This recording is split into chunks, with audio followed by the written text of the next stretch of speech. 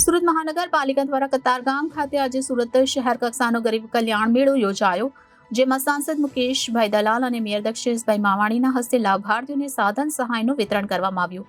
ગરીબ કલ્યાણ મેળામાં અને બાદમાં 39,640 લાભાર્થીઓને કુલ રૂપિયા 136 કરોડની સાધન સહાય અર્પણ કરવામાં આવી।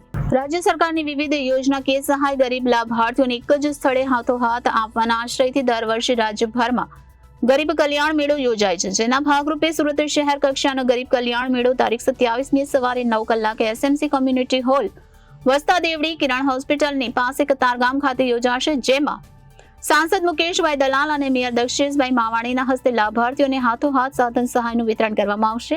ગરીબ કલ્યાણ મેળા પહેલા, મેળા દરમિયાન અને ત્યારબાદ કુલ બાદમાં 39,640 લાભાર્થીઓને કુલ રૂપિયા 136 કરોડની સાધન સહાય અર્પણ કરાશે। જુદા જુદા વિભાગો દ્વારા માનવ કલ્યાણ યોજના, માનવ ગરિમા, સ્વસહાય જૂથ સંબંધિત યોજનાઓ, આવાસ, વાલી દીકરી, દિવ્યાંગ લગ્ન સહાય, કૃષિ અને પશુપાલનની યોજનાઓ, કુંવરબાઈ મામેરા સ્વસહાય જૂથોને સ્ટાર્ટઅપ ફંડ, ગંગા સ્વરૂપા અને વૃદ્ધ સહાય પેન્શન, સ્વામિત્વ, વિદેશ અભ્યાસ લોન, નિઃશુલ્ક બસ પાસ, ખેડૂતોને ઓજાર સહાય, ખેત મજૂરોને સાધન સહાય સહિતની અનેકવિધ યોજનાઓના લાભો આપવામાં આવ્યા।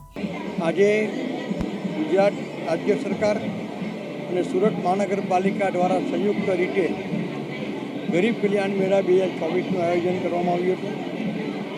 સદર આયોજનમાં આજે લગભગ 40,000 જેટલા લાભાર્થીઓને વિવિધ યોજનાઓનો લાભ મળ્યો છે અને કુલ સહાય 136 કરોડ જેટલી થવા થાય છે। આમ તમે જુઓ તો 40,000 લાભાર્થીઓ ગુણ્યા 4 કરો તો કુલ 1,60,000 લાભાર્થીઓને આજે લાભ મળ્યો છે।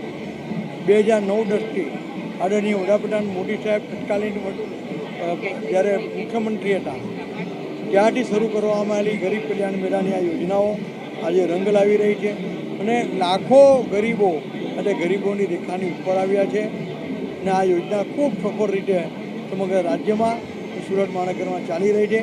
હું સુરત મહાનગરપાલિકાના મેયરશ્રી અને કમિશનરશ્રીને અને રાજ્ય સરકારશ્રીને અભિનંદન આપું છું। આજે ગુજરાત રાજ્ય સરકાર અને સુરત મહાનગરપાલિકા દ્વારા 14મા ફેઝમાં 20મા ગરીબ કલ્યાણ મેળામાં અમારા સાંસદ શ્રી મુકેશભાઈ દલાલ, કમિશનરશ્રી, અમારી પૂરી કોર્પોરેશનની જનપ્રતિનિધિની ટીમ સાથે આજે લાભાર્થીઓનો લગભગ 33,000 જેટલા લાભાર્થીઓ 132 કરોડની સહાય આજે રૂબરૂ આપવામાં આવશે। પહેલાંના સમયમાં વચેટિયાના હિસાબે પબ્લિક હેરાન થતી હતી।